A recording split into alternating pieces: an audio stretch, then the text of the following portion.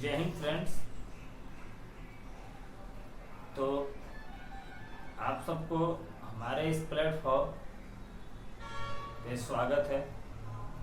तो जैसा कि हम बोले थे कि 1 तारीख से यानी 1 नवंबर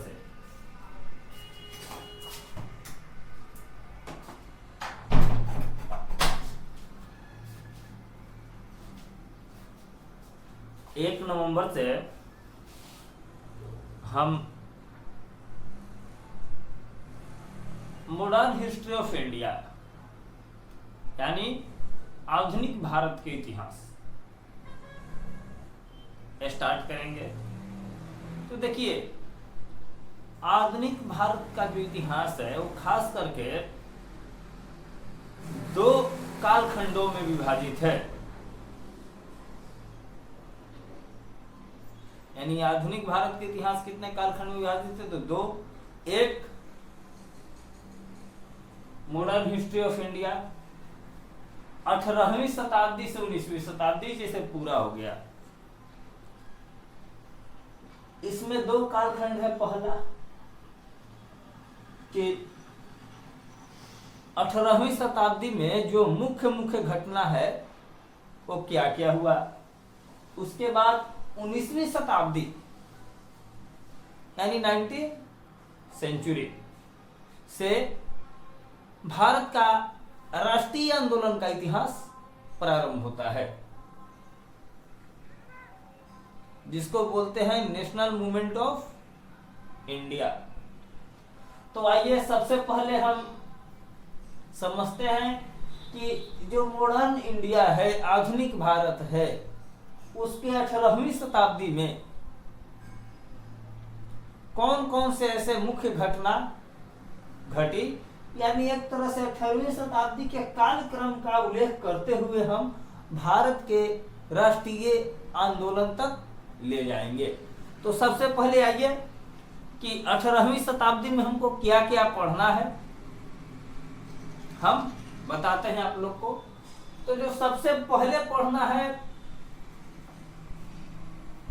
और सबसे पहला टॉपिक हम दिए हैं 18वीं शताब्दी में भारतीय राज्य।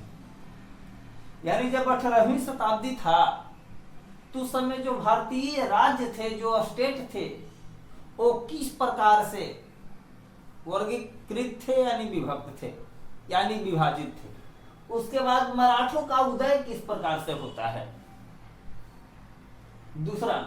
तीसरा में मराठी और मुगल।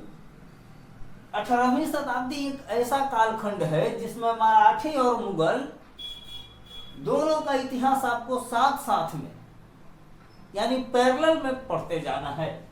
इसके बाद चौथा में पेशवा आते हैं।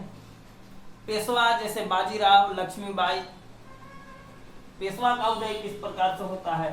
उसके बाद देखिए आता है भारत में यूरोपीय उपनिवेशों की स्थापना। 18वीं शताब्दी में किस प्रकार से भारत में यूरोपियन यूनियन जो है, यूरोपीय उपनिवेश है, उसकी स्थापना होती है। उसके बाद दक्षिण भारत में आंग्ल फ्रांसीसी,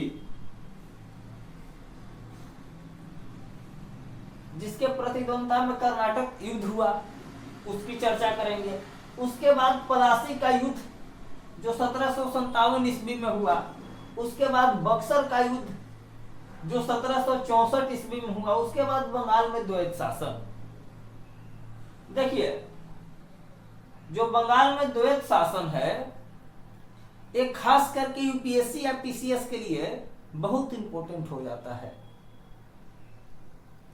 द्वैत शासन उस शासन के पद्धति को कहते हैं जो एक ही समय में दो समानांतर शासन चलता है। जैसे अभी भारत का एग्जाम्पल दे तो द्वैत शासन एक केंद्र का है और एक राज्य का है। उसी प्रकार बंगाल में द्वैत शासन का क्या होता है, उदय होता है। उसके बाद 4 जो गवर्नर जनरल थे, जैसे Warren Hastings, Lord Cornwallis, Lord Wellesley, उसके बाद लॉर्ड हेस्टिंग्स, इनके कार्यक्रम का हम चर्चा करेंगे। इसके बाद हैदर अली, टीपू सुल्तान, आंग्ल मराठा संबंध, उसके बाद सर्वप्रधान और ब्रिटिश साम्राज्यवादी शक्ति का सुदृढ़ीकरण, जिसमें हमको पढ़ना है आंग्ल अवध संबंध, आंग्ल सिख संबंध। उसके बाद हम पढ़ेंगे पंजाब और सिंध का विलय, किस प्रकार से जो ईस्ट इंडिया कंपनी आई थी भारत में व्यापार करने, वो व्यापार से किस तरह से शासन में हस्तक्षेप करते करते भारत में एक अपना उपनिवेश स्थापित कर लेती है, इसकी हम विस्तृत चर्चा आप लोगों के सामने करेंगे। उसके बाद गोद निषेध का सिद्धांत, जो अंग्रेजों द्वारा चलाया गया था कि अगर किसी भी राजा का उत्तराधिकारी नहीं है, उत्तराधिकारी उसे कहते हैं जो राजा का प्रथम पुत्र होता है, मुख्यतः वही उत्तराधिकारी होता है। तो अगर किसी राजा का उत्तराधिकारी नहीं है तो गोद लेने से वह उस राज्य का उत्तराधिकारी नहीं होगा, उसी को बोलते हैं गोद निषेध का सिद्धांत। इसके बाद आता है संपत्ति हड़प सह राज विलय का सिद्धांत। इसमें अंग्रेजों द्वारा क्या किया गया कि किसी राजा है उसके संपत्ति हड़प करके उसके राज को ईस्ट इंडिया कंपनी में विलय कर लिया जाता था, उसी को बोलते हैं संपत्ति हड़प सह राज विलय का सिद्धांत। उसके बाद हम आपको बताएंगे आंग्ल अफगान संबंध, उसके बाद बताएंगे उपनिवेशिक शासन का प्रतिरोध, उसके बाद 1857 का विद्रोह और उसके बाद उपनिवेशिक शासन के अधीन भारत का निर्माण। हम स्टार्ट किए थे 1800 ईस्वी में भारत के राज से और एंड करेंगे पहले पार्ट में उपनिवेशिक शासन के अधीन भारत का निर्माण। इसमें हम ऐसे ही समझेंगे कि जो 1800 सदी में जो 1600 में ईस्ट इंडिया कंपनी आता है, वो धीरे धीरे धीरे धीरे 2 साल के अंदर पूरे भारत में किस प्रकार से अपना एक उपनिवेश स्थापित कर लेता है, उसका हम विस्तृत चर्चा करेंगे। इसके बाद जो दूसरे पार्ट में हम लाएंगे मॉडर्न हिस्ट्री ऑफ इंडिया, आधुनिक भारत का इतिहास, तो उसमें हम आपको खास करके इंडिया नेशनल मूवमेंट यानी भारत का राष्ट्रीय आंदोलन की चर्चा करेंगे। तो हमारे साथ बने रहिए और हिस्ट्री का मजा लीजिए।